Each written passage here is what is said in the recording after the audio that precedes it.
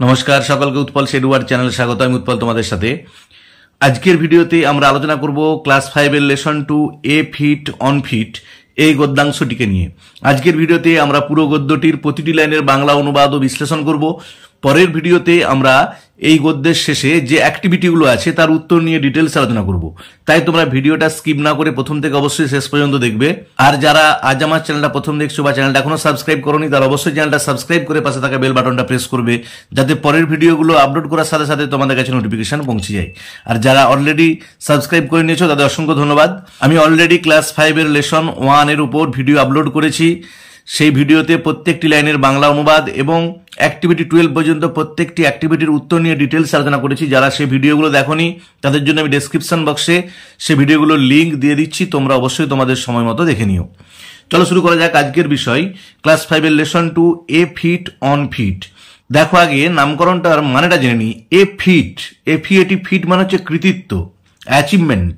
On fit পায়ে হেঁটে, যে পায়ে হেঁটে যে কৃতিত্ব অর্জন করা হয়েছে সেটার কথা এখানে বলা হচ্ছে। তাহলে চলো শুরু করা যাক এবারে প্রতিটি লাইনের বাংলা অনুবাদ ও বিশ্লেষণ।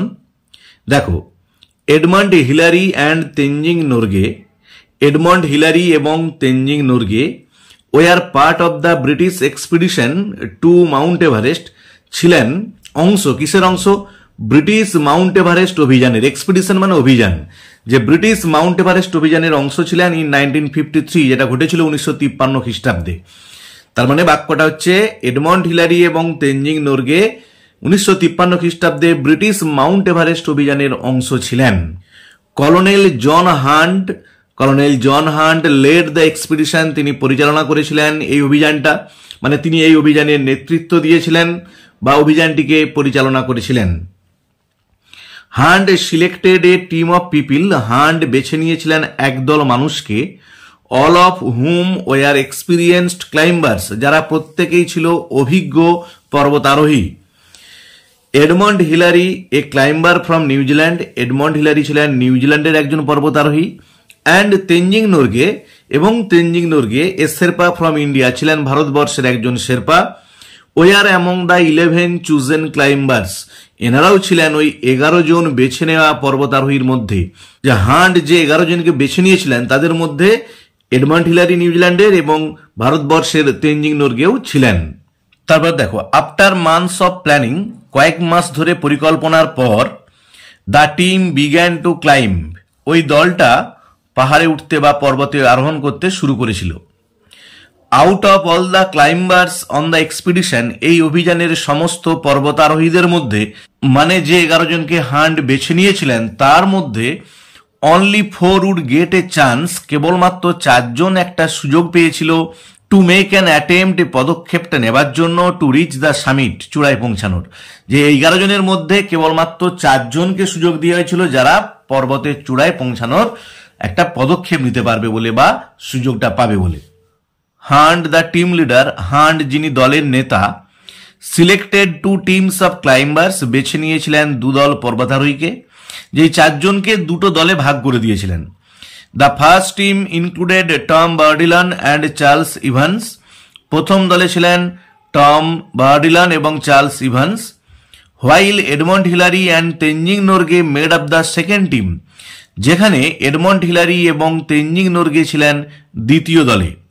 The first team left on May 26, 1953, প্রথম দলটা রওনা দিয়েছিল 26শে মে 1953 খ্রিস্টাব্দে, to reach the summit of Mount Everest, Mount এভারেস্টের চূড়ায় পৌঁছানোর জন্য। যে প্রথম দলটা 1953 খ্রিস্টাব্দের 26শে মে যাত্রা শুরু করেছিল বা রওনা দিয়েছিল মাউন্ট এভারেস্টের চূড়ায় পৌঁছাতে। দ্য 2 মেন, ওই 2 জন মানুষ, মানে কে কে ছিল প্রথম দলে? দেখো, প্রথম দলে ছিল Tom Bourdillon and Charles Evans. ওই 2 জন মানুষ made it up to about 300 feet short of the summit, তারা চূড়া থেকে 300 ফুট কম উচ্চতা পর্যন্ত পৌঁছে গিয়েছিল। যে আর মাত্র চূড়া থেকে 300 ফুট বাকি, সেই দূরত্ব পর্যন্ত পৌঁছে গিয়েছিল টম বার্ডিলান এবং চার্লস ইভান্স। আর 300 ফুট উঠতে পারলে তারাই হতেন প্রথম এভারেস্ট বিজয়ী। Still the highest any human being had yet reached, তখনও পর্যন্ত মানুষের পৌঁছানো সর্বোচ্চ জায়গা ছিল ওইটাই। যে মানুষ তখনও পর্যন্ত যারা সব থেকে যে উঁচু জায়গাটায় পৌঁছেছিল সেটা হচ্ছে ওই টম বার্ডিলান এবং Charles Evans. They were forced, তারা বাধ্য হয়েছিল টু টার্ন ব্যাক, ফিরে আসতে। পরীক্ষায় পড়বে কেন? After they encountered bad weather, খারাপ আবহাওয়ার মুখোমুখি হওয়ার জন্য। যেহেতু ওয়েদার খারাপ ছিল, আবহাওয়া খারাপ ছিল, তাই তারা বাধ্য হয়েছিল ফিরে আসতে, না হলে হয়তো বা তারাই প্রথম মাউন্ট এভারেস্টের চূড়ায় পৌঁছে যেতে পারত। অ্যাট 4 AM অন মে 29, 1953, 1953 খ্রিস্টাব্দের 29শে মে ভোর 4টের সময় হিলারি অ্যান্ড নোরগে অ্যাওক, হিলারি এবং নোরগে ঘুম থেকে জেগেছিলেন, অ্যান্ড গট রেডি, এবং প্রস্তুত হয়েছিলেন ফর দেয়ার ক্লাইম্ব, তাদের পর্বতারোহণের জন্য।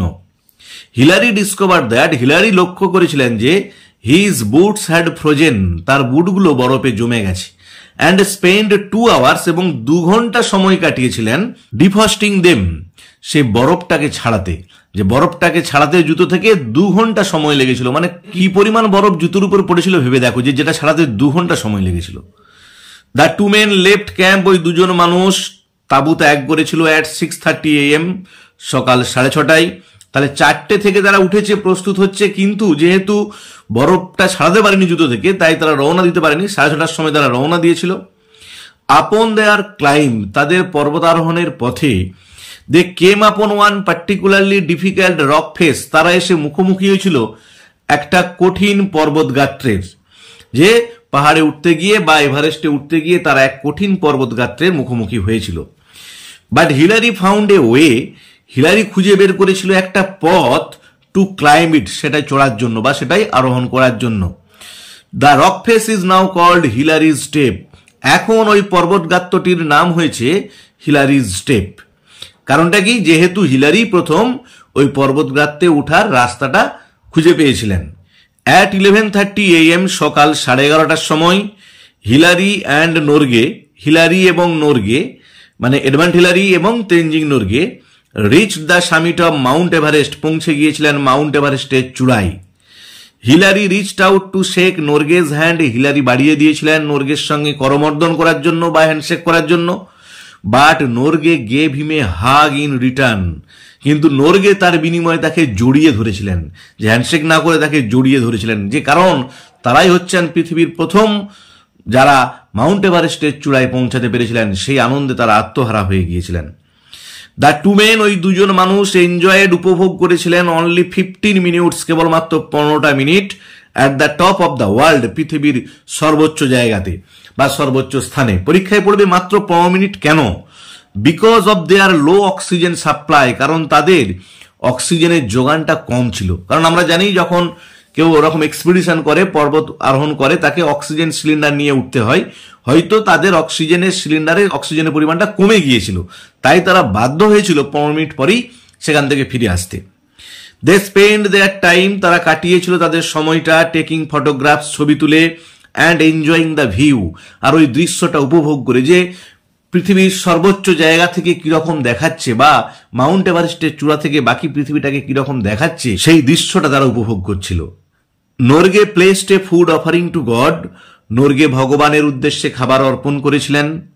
When their 15 minutes were up, যখন তাদের 15 মিনিট অতিক্রান্ত হয়েছিল বা পেরিয়ে গিয়েছিল, Hillary and Norgay made their way back, Hillary এবং নোরগে ফিরে আসতে শুরু করেছিল ডাউন দ্য মাউন্টেন, পাহাড়ের গা বেয়ে, যে পর্বতের গা বেয়ে তারা মাউন্ট এভারেস্টের চূড়া থেকে আবার নামতে শুরু করেছিল। দেখো ওয়ার্ড্রোবে কয়েকটা ওয়ার্ড দেওয়া আছে এবং তাদের মিনিংগুলো দেওয়া আছে, একটু দেখে নিই। এক্সপিডিশন মানে অর্গানাইজড জার্নি, একটা সংগঠিত যাত্রা উইথ এ পারপাস, কোনো উদ্দেশ্য নিয়ে, যে কোনো উদ্দেশ্য নিয়ে সংগঠিত যাত্রা হলে সেটাকে বলা হয় এক্সপিডিশন। সামিট মানে টপ, চূড়া।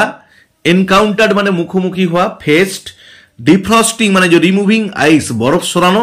হাগ মানে এমব্রেস, জড়িয়ে ধরা। তাহলে আজকের ভিডিওতে আমরা ক্লাস 5-এর lesson 2 A fit on feet এই গদ্যাংশের প্রতিটি লাইনের বাংলা অনুবাদ ও বিশ্লেষণ করলাম।